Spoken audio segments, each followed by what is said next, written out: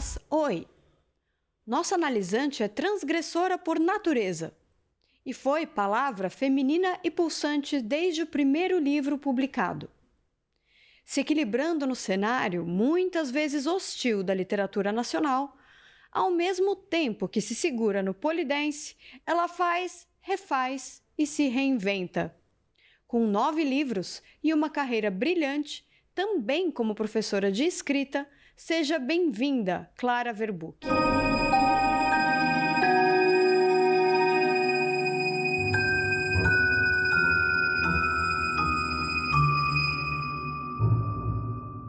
Clara, bem-vinda. Que bom que você decidiu começar sua análise comigo. Me conta como você tem estado. Eu tenho estado no meio de um furacão, mas como eu sou filha de Ançã, eu sei lidar bem com esse tipo de situação e acabo transformando isso numa coisa boa, numa mudança positiva. Sei. E você acha que as coisas estão assim? Eu sei que você tá de mudança. Você tava de mudança, Então, é isso? eu mudei 4 vezes desde outubro. Olha só. Não quero nem contar essa história porque foi um pesadelo. E mudança já é uma coisa que muda tudo pra gente. Nossa, pelo amor de Deus. E fui de um bairro pro outro, e pra lá e pra cá. Mas agora eu tô lá na minha casinha. Que bom, que bom. Começando a colocar as coisas na parede. Entendi. Eu preciso comprar estantes porque eu tenho uma quantidade indecente de livros. Acho que todos os escritores, né? Então, e eu não consigo me desfazer deles, né? Claro. E aí eu preciso comprar estantes, então aos poucos eu tô arrumando o meu cantinho lá. Entendi. Bom, Clara, aqui a minha intenção, assim, principal é entender como os convidados se tornaram quem eles se tornaram, né? Então eu quero começar te perguntando quem era você criança? Como era a Clara na infância? A Clarinha sempre foi muito comunicativa, muito curiosa e sempre gostou muito de ler. Em Porto Alegre a gente tem a feira do livro mais antiga do Brasil e o meu momento mais feliz do ano era quando a gente ia na feira do livro e eu saía com pilhas e pilhas de livros. Então, assim, já vem de berço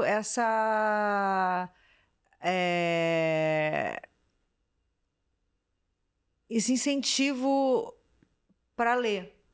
Porque para você se tornar um escritor, você tem que primeiro ser um leitor. Sim. Né? Então, eu era uma menina alegre, com muita personalidade. Sempre tive muita personalidade. Eu acredito que a personalidade vai mudando, mas eu acho que existe aquele aquela coisa que a gente nasce com uma índole, uma certa índole. E essa minha índole era já muito curiosa e criativa. É uma coisa que eu sempre pergunto aqui é sobre a espinha dorsal da personalidade de cada convidado, assim, o que a pessoa acha que é aquilo que ela tem desde a infância e que acompanha. E no seu caso, você acha que é a criatividade? É a criatividade de contar histórias. Sei. E você estava me contando antes como era a sua casa quando você era criança, assim. Eu queria saber um pouco mais disso. Eu queria que o pessoal soubesse aqui, porque eu achei tão lindo. Bom, eu sou filha de artistas. Eu sou filha de um músico e ator e de uma fotógrafa e iluminadora. Quando eu era bem jovem, a gente não tinha uma condição muito boa de vida. Mas aí o meu pai fez uma peça chamada Tangos e Tragédias. Maravilhosa, inclusive. Maravilhosa. Infelizmente acabou porque o parceiro dele morreu em 2014, mas tem uma continuação que chama Esbórnia Contra-Ataca. Então, quando a vida virou, quando o Tangos e Tragédias virou, criou-se a Secretaria de Cultura da casa. A Secretaria de Cultura da casa era o quê? Eu tinha que fazer, não existia esse negócio de dar um dinheirinho, dar uma mesadinha. Não. A Secretaria de Cultura da casa, você tinha que produzir para a Secretaria de Cultura da casa e aí sim você recebia um pagamento. Muito bom, hein? E isso, claro, te incentivava a escrever ainda mais, né? Me incentivava a escrever ainda mais, mas eu escreveria de qualquer forma. Assim, foi uma maneira divertida para me incentivar, mas eu escreveria de qualquer forma. Sim. O primeiro prêmio de redação que eu ganhei foi com 9 anos. Ganhei um pato de borracha de pelúcia. Um pato de borracha de pelúcia, um pato amarelo de pelúcia. Uhum. Era uma redação muito legal, chamava O Gato Xadrez. Aí teve uma outra que eu fiz sob o ponto de vista, era para fazer, olha a cabeça da criança, né? Era para fazer um texto do ponto de vista de um animal. E eu tinha acabado de ver Ilha das Flores, que é um filme do Jorge Furtado, né? E eu fiz um porco que morava na Ilha das Flores. Olha só. Né? Que tinha todo um contexto social que eu trazia no texto já, jovenzinha, assim. Então, eu acredito muito que eu tenho esse dom mesmo, esse destino que é escrever. Fala para mim, então, um pouco mais do que a escrita significa para você, porque eu vejo, né, assim, alguns escritores, e eu inevitavelmente posso me incluir nisso, de ser uma maneira de viver mesmo, um jeito de se colocar no mundo, Isso. né? É um jeito de se colocar no mundo, é um jeito de elaborar, é um jeito de se vingar, é um jeito de eternizar um momento bom, é um jeito de transformar um momento que poderia ter sido bom e foi ruim em um momento bom, ou de estragar um momento bom. Porque a gente pode fazer qualquer coisa na ficção, né? Então a gente pode pegar a matéria-prima da vida e transformar em outra coisa na literatura. Totalmente. Eu me divirto muito fazendo isso. Uhum. E tem alguma coisa assim que você veja na sua personalidade ou na sua escrita que você gostaria que fosse diferente? Não. Alguma coisa que... Quer dizer, aí eu acho que tem muitas, obviamente, mas o que você mais ama na sua personalidade? É a minha capacidade de me comunicar mesmo, assim, de uma forma que toca o coração das pessoas. Uhum. A quantidade de gente que me escreve dizendo você mudou a minha vida dá um sentido para a minha vida também. Né? É uma troca. É uma troca que eu tenho com os meus leitores. Eu já tive leitores que disseram: mudei de país porque li o seu livro e vi que a minha vida não tinha sentido nenhum. Fui, meti o pé, tô morando... Uma aluna minha, inclusive. Tá morando nos Estados Unidos desde que ela leu Máquina de Pinball. Então, olha a mudança que um livro que eu escrevi fez na vida de uma pessoa. Isso é incrível, não é? Isso é maravilhoso, é maravilhoso. Eu mudei 4 vezes de outubro para cá. Na última mudança, a minha rua, ela é uma viela super íngreme. O caminhão desgovernou e bateu num poste. E a gente teve que descer toda a mudança no braço. Foi um pesadelo. Eu não estava acreditando em vendo, porque eu estava vendo as minhas coisas todas na rua, tendo que descer ainda escada, viela, e os vizinhos olhando. Ninguém perguntou: ei, precisa de ajuda? Eu me senti ali uma pessoa que estava sendo mal recebida no lugar. Mas deu tudo certo. E eu acho que essa é a maior recompensa de um artista, né? Ter gente, seja uma pessoa, ou 100, ou 1000, ou 1 milhão, que vão falar: olha, eu me vejo aqui. Sim, e a capacidade transformadora da arte, né? Eu me vejo aqui e eu não me via aqui antes. E agora eu me reconheço. Por sua causa, né? Exatamente. Por causa do que você faz, do que você escreve. Exatamente. Do que você faz. Acho que a gente tem que cuidar um pouco para não... Porque a gente é o que a gente faz. Uhum. O escritor é escritor. Eu sempre tento explicar que escrever não é uma função como qualquer outra que você termina e vai fazer outra coisa e esquece, vai fazer o seu hobby, vai viver a sua vida com a sua família. Eu estou escrevendo o tempo inteiro, eu estou observando tudo o tempo inteiro. É uma profissão em tempo real mesmo, assim. Eu sempre falo que a gente só bate o cartão na hora que a gente morre, né? Exato. Exatamente. E qual você acha que é o maior desafio na escrita? Organização. Me fala mais. Para mim, eu sou super caótica. Então, para eu organizar um livro, depende do jeito que eu comecei a escrever. Tem um livro que eu organizei, fiz lá começo, meio, fim, como ia ser a história, foi fácil de escrever. Quando eu estou escrevendo com mais paixão, com mais raiva, com mais rancor, é mais difícil de me organizar. Então tem um livro que eu estou escrevendo que chama Eu Ainda Quero Que Você Morra, que eu estou tendo muita dificuldade porque eu preciso organizar o meu ódio. E organizar o ódio passa por muitas coisas. Eu tô sem terapia, eu preciso fazer terapia para terminar esse livro. Eu cheguei a essa conclusão já. Terapia não, eu faço análise, na verdade, né? Mas eu preciso elaborar mais para conseguir escrever. Me explica mais dessa organização, assim, porque muitas vezes, pelo menos, e aí eu vou falar pra mim, você me disse se é a mesma coisa com você ou não. Às vezes, no ato de escrever, a coisa meio que se organiza sozinha, porque antes eu também não sei o que vai acontecer. Sim, é assim. Te ajuda também? É assim.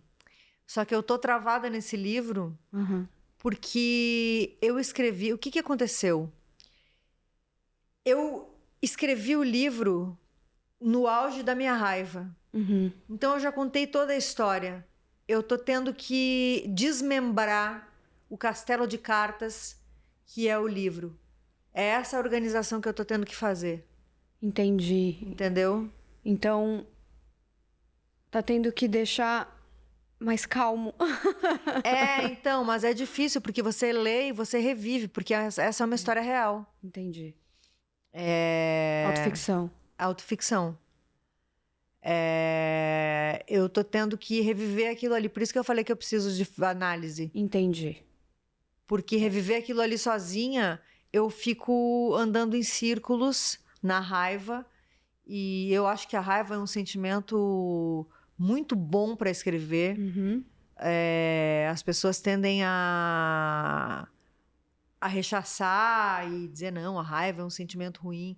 Mas se não na literatura, aonde a gente vai colocar a nossa raiva? Exatamente. Né? É bom que esteja na literatura. É bom que esteja na literatura pra gente não sair socando as pessoas na rua, né? Exatamente. Eu tenho uma amiga psiquiatra que fala, né?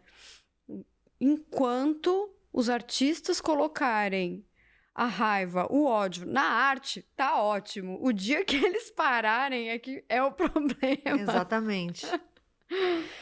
Clara, o que você acha que é mais assustador em ser escritor no Brasil? Ai, são tantas coisas.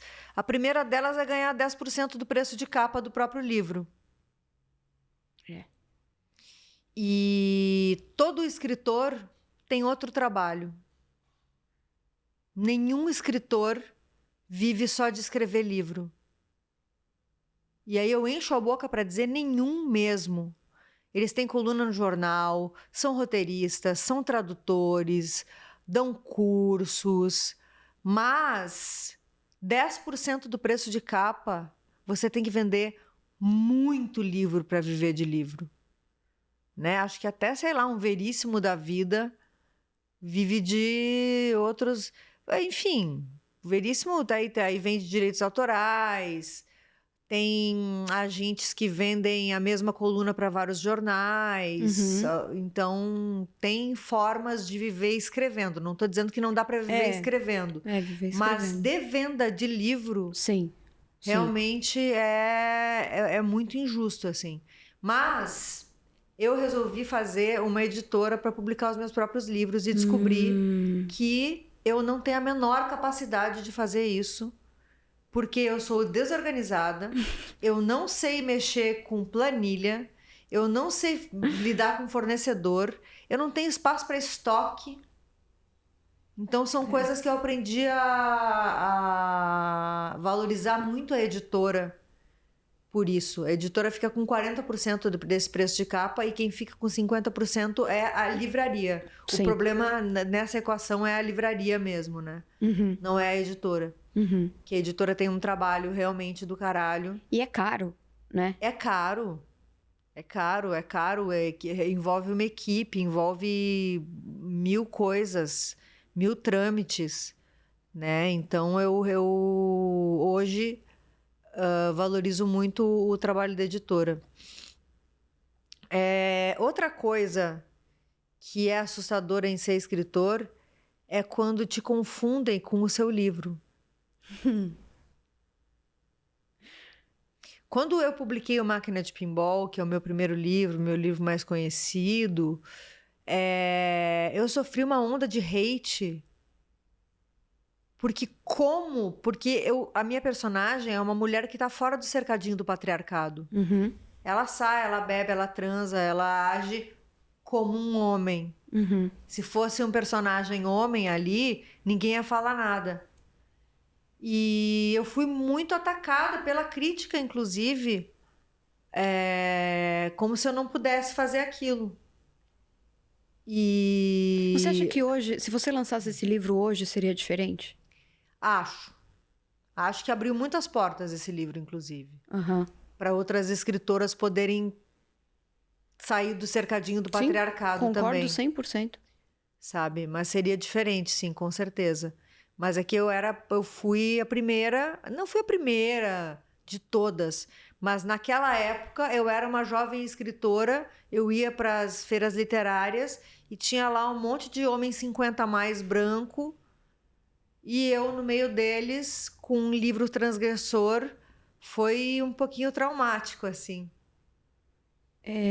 Me fala mais sobre isso, sobre estar nesse lugar, assim, junto com esses homens nessa época. A única coisa que eu pensava é, onde estão as outras? Eu sei que tem mulheres que escrevem. Onde estão as outras? E, inclusive, a partir disso, eu criei uma oficina de escrita só para mulheres. Porque o que eu descobri? Que agora eu sei se isso mudou, porque isso já faz 5 anos que eu dou essa oficina. 6 anos. As editoras recebiam menos originais de mulheres do que de homens. Então o problema era anterior à publicação. Elas achavam que não podiam publicar. Exatamente. E aí eu converso com as alunas. Você já escreve? Não, não escrevo, só diário, desde os 16 anos. Gata, então você escreve. Você escreve? Eu tenho um livro que eu escrevi, mas eu nunca mostrei para ninguém. Então você escreve. Então tem uma questão de gênero na literatura em que as mulheres têm essa trava do se expor, porque escrever é se expor. E talvez de buscar uma permissão externa, que, claro, elas foram impedidas, né, durante muito tempo, nós fomos impedidas durante muito tempo, para poder escrever. Sim. Né? Sim, exatamente. Então precisa do aval do outro. Exatamente. Mas isso está mudando. Agora tem muitas mulheres escritoras, tem muitas mulheres publicadas, tem muitas mulheres premiadas. E desculpa, homens, mas elas são tão melhores e tão mais criativas do que o homem médio escrevendo sobre si mesmo e suas crises de meia-idade, sabe? Você sabe que eu acho que tem uma profundidade da dor no texto feminino que é de uma beleza e me emociona mesmo, sabe? Eu acho que é a dor do silêncio ancestral. É. Sabe? E finalmente conseguir colocar em palavras aquilo que se sente, muitas vezes você não consegue dizer. Então, o papel existe para proteger essas palavras, né? Sim, sim. É muito bonito. É muito bonito. Eu vejo hoje, né? Eu não sei o quanto eu acredito em gênero, mas me colocaram num lugar de escritora de gênero. E eu vejo as mulheres que escrevem terror, assim, é uma coisa que vem do âmago, sabe? É tão profundo. Não tem nada a ver com necessariamente gore ou sangue jorrando, ou nada. Não. É outra coisa, é psicológico. É outra coisa. Eu gosto muito da Mariana Henriques. Sim. Sou bem fã dela. Uhum. Tô louca para ler teu livro. Sim. Você vai ler. Hoje eu te entrego, aí você vai ler. Agora, eu quero entrar no inconsciente. E eu quero te perguntar sobre sonhos e pesadelos, se eles têm algum papel na sua vida ou na sua escrita, como é que você vê essa parte inconsciente da sua vida? O meu pesadelo é ficar louca e morar na rua. Porque eu sou bipolar, eu sou tratada, sou medicada e tal, mas se algum dia eu me despirocar, eu posso virar uma moradora de rua. Porque eu realmente tenho um transtorno muito sério e isso me assusta. O transtorno te assusta ou essa possibilidade? Essa possibilidade. Tá. O transtorno não me assusta porque eu sou tratada, né? Mas é uma coisa que me pega muito, assim. O meu maior medo é isso, é enlouquecer. E sonho. Eu tenho um sonho de abrir uma escola de escrita, de graça, para que as pessoas aprendam a contar suas próprias histórias. Porque chega de novo, homem contando a história dos outros sob a perspectiva deles. Então eu queria... Homem branco. Então eu queria abrir uma escola para mulheres, pessoas racializadas, pessoas que não têm essa oportunidade de contar a sua própria história. Ter essa segurança de aprender a usar a palavra a seu favor. Como escrever um livro? 1. Esclareça o porquê de escrever um livro. 2. Prepare um ambiente que funcione para você. 3. Agende a escrita como parte de sua rotina diária. 4. Estabeleça objetivos diários e semanais. 5. Escreva sem se preocupar com a edição. 6. Busque uma segunda opinião com frequência desde o início. E me fala uma coisa. Você costuma sonhar? Sonho mesmo? Sonho uns sonhos muito doidos. Frequente? Dizem que a gente sonha todo dia, mas não lembra, né? Mas você lembra ou não? Eu lembro bastante. Lembro bastante. Tenho sonhos recorrentes também. Tenho continuações de sonhos. Ah, é? Consegue parar e aí volta Na noite outra seguinte. noite? Olha, que interessante. Tem uma narrativa até no sonho, claro. Tem uma narrativa até no sonho. Tem um sonho que eu ando tendo, que roubaram o meu telefone e eu tô com um daqueles flip antigo. Sei. 3 vezes já eu tô com esse telefone no sonho. O que você acha que significa? Você consegue pensar? Eu acho que o telefone é uma forma de se comunicar com o mundo, né? Talvez eu esteja me sentindo precarizada na minha forma de me comunicar com o mundo. Porque é um telefone que não faz muita coisa. Não consigo mandar e-mail, não consigo fazer coisas e tal. Talvez seja isso. Interessante. Bom, agora tem o seguinte, eu não sei se você sabe, mas eu tenho a geladeira das fobias aqui que guarda todas as fobias do mundo. E agora eu vou tirar uma e a gente vai falar sobre ela. Tá. Belíssima geladeira das fobias, inclusive.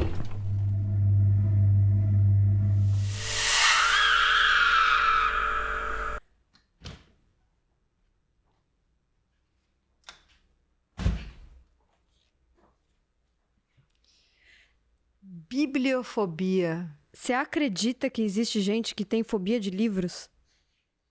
Olha, eu acredito porque o jeito que a literatura é ensinada talvez traumatize algumas pessoas, sabe? Fala mais sobre isso. Eu acho que o nosso currículo escolar precisa ser mudado urgentemente. Eu não acho que os livros são adequados para adolescentes, que é quando a gente cria o leitor. Eu não acho... Agora vou mexer no vespeiro aqui. Não acho que se dê Machado de Assis para uma pessoa de 15 anos ler. Eu não entendi. Eu fui entender com 20. Não é subestimar o leitor, subestimar o adolescente, mas eu acredito que a gente deveria ter um currículo com personagens que tivessem identificação com os adolescentes. Então, eu acho que as pessoas podem desenvolver uma aversão a livros e leitura porque tudo que elas leram não conversou com elas. E uma coisa que é obrigada, assim, né, colocada desse jeito, como uma forma de punição até. Isso não ajuda ninguém a começar a ler. Pois é, exatamente. Por isso que eu acredito que autores contemporâneos, autores vivos, porque o autor é sempre aquela coisa lá, aquele busto daquele senhor que já morreu há mais de 100 anos... Intocável. Não é um autor que você pode levar lá para conversar, trocar uma ideia com a galera. Sabe? Então eu acho que isso deveria ser pensado. E é curioso, né? Porque quando eu conheço gente que é fora do meio literário e, sei lá, tô numa festa, num jantar, alguma coisa, e perguntam o que eu faço, eu falo que eu sou escritora, tem essa coisa, nossa, escritora, como se não existisse escritor hoje em dia. Não, é porque eles também têm outra imagem. Eu também escuto isso. Eles têm outra imagem de escritora. Nós somos mulheres exuberantes. Então, imaginam a escritora com uma roupa fechada até aqui, uma mulher recatada, uma mulher com cara de intelectual. Não que a gente não seja intelectualizada, mas com cara de intelectual, de óculos. O que é essa cara, né, de intelectual? O que é essa expectativa do outro em relação a como uma escritora tem que ser fisicamente, né? Exatamente. E tem o desdém, né? Esse desdém, tipo, não deve ser boa. E tem outra coisa, né? Você é escritora, mas o que você faz? Eu escrevo livros. Eu dou aula. Faço tanta coisa. E eu te acompanho, né, há algum tempo. Inclusive vejo suas redes. E é visível a sua paixão pelo pole, pela dança, pelo que é possível, realmente isso, o corpo fazer, né? Vamos falar sobre o pole dance. Como é que ele mudou, então? Eu tinha uma relação muito ruim com o meu corpo. Eu venho de um lugar onde o padrão de beleza é muito rígido, né? Que é o Rio Grande do Sul. Se você não é uma modelo, muda de preferência. Você tá fora do padrão. Mas, ao mesmo tempo, é um lugar de muita resistência de mulheres contra isso também. Mas isso me pegou. E eu sempre achei que meu corpo não era legal, não estava no padrão. E estava. Né? Eu era magra quando eu era jovem, eu só não era tão magra quanto uma modelo de passarela deveria ser. E tinha uma loucura aí, uma construção de que eu só seria amada e aceita se eu estivesse dentro daquele padrão. Só que a minha questão, eu acho, era muito mais o padrão de comportamento, porque eu sempre fui rebelde, do que de beleza. E aí, à medida... eu fui viciada em remédio para emagrecer, fiz 1000 dietas. Aí uma vez eu fiquei deprimida, fiquei magra, fiquei achando que eu tava linda. Aí veio o Poli. O Poli é sobre o que o seu corpo faz, não sobre como o seu corpo parece. Então eu consigo ficar de cabeça para baixo, presa pela minha virilha, numa barra de 2 metros de altura. O meu corpo é maravilhoso. Ele é incrível. E eu passei... lindo também, né? E eu passei, inclusive, eu passei a enxergar essa beleza no meu corpo. Né? A beleza do fazer, a beleza do dançar, a beleza da expressão artística da dança e da narrativa que se pode contar. É uma transformação, porque essa arte era uma arte voltada aos homens antes. Né? Ainda é, claro, tem clube de strip e tal. Mas, mesmo assim, o pensamento dessas strippers não é voltado para os homens. Elas estão fazendo o dinheiro delas, sabe? E as meninas do Poli estão descobrindo coisas que foram muito reprimidas nelas. A sexualidade, a sensualidade. E essa sexualidade e essa sensualidade não são para o outro. Não são para seduzir um homem. É uma coisa nossa. Da gente se ver, né? Da gente se ver, da gente se olhar. E de uma achar a outra maravilhosa. Porque tem um clima incrível dentro do estúdio de Poli. Esse que eu frequento, que é o Maravilhosas. Né? Então, a gente comemora as conquistas das outras. Nossa, vê a outra dançando e fala, nossa, que maravilhosa. Se filma, se fotografa. Então, é uma confraria de mulheres também.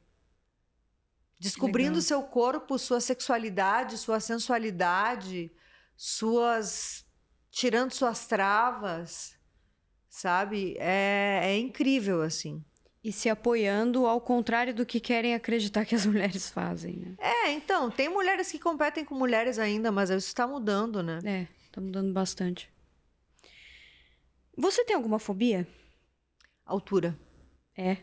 E mesmo assim eu faço pole dance. Olha só. É verdade. Mas é que a altura do Poli não me assusta. Porque eu fico segura. Eu tenho fobia de altura a altura mesmo, assim. Prédio.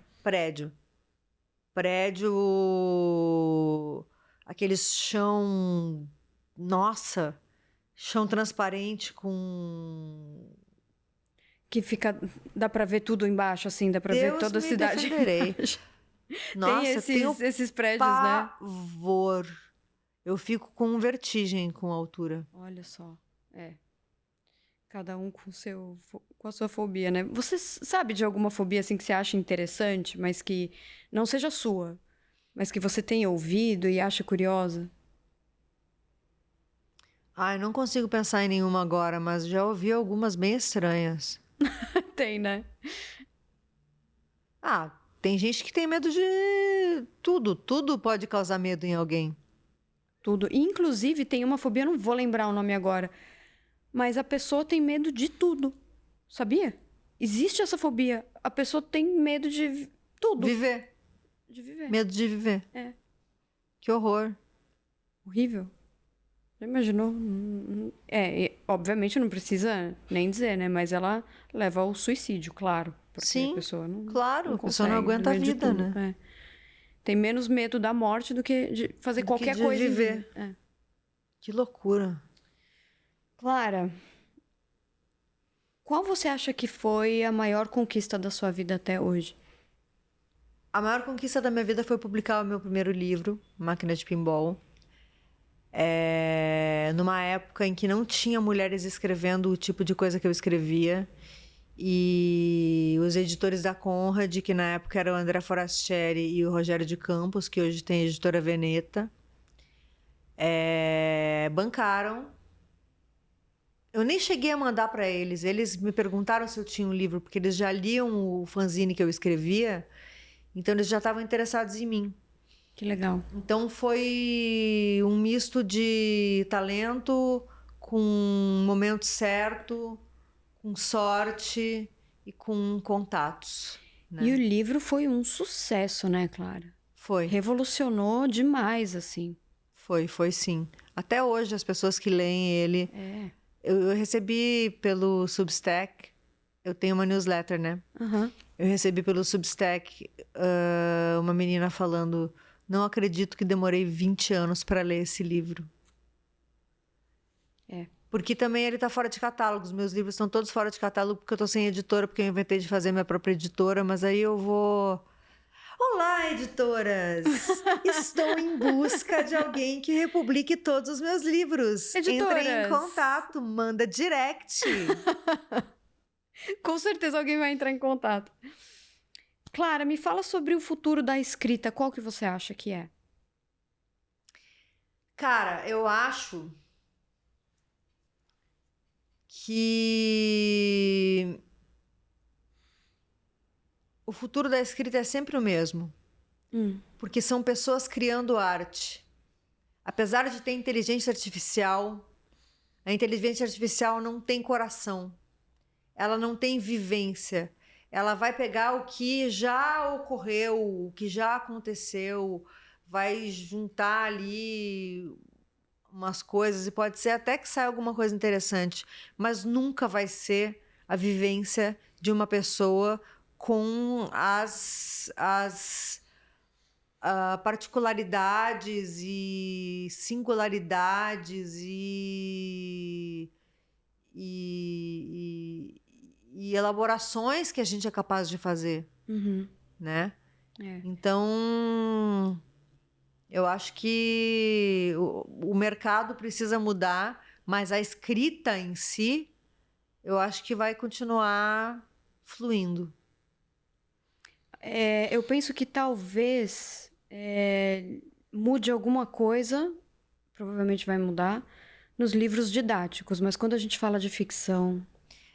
eu tô falando de ficção. Né? Quando a gente fala de ficção, realmente existe aquele feeling, aquela coisa humana que não dá para reproduzir, né? Não tem como. A gente tá falando não tem como aqui, mas vai que algum tempo vai ter. Não sei, espero que não. Sincero, não, eu acho impossível. Eu acho impossível. É artificial. É artificial, extremamente. Artificial. É inteligência, mas é artificial. Não tem a nossa raiva, não tem a nossa verve, não tem o nosso sangue fervendo, o coração batendo. Não tem isso. Se não tem isso, não tem nada. Alma. Não tem nada que seja importante. Exato. Clara, qual é o legado que você quer deixar? Liberdade.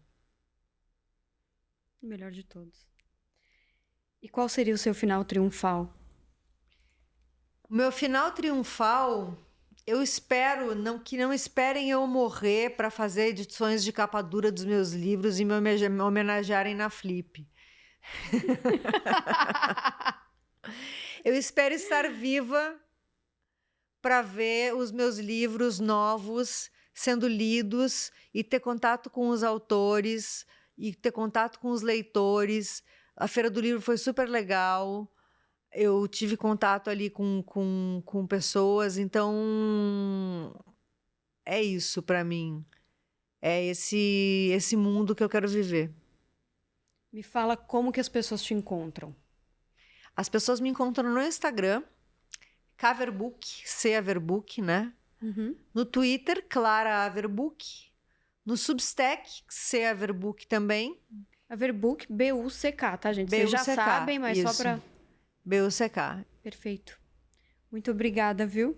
Muito obrigada pelo convite, adorei. Adorei você aqui. Muito obrigada. Fim da sessão. Seres das trevas, tchau.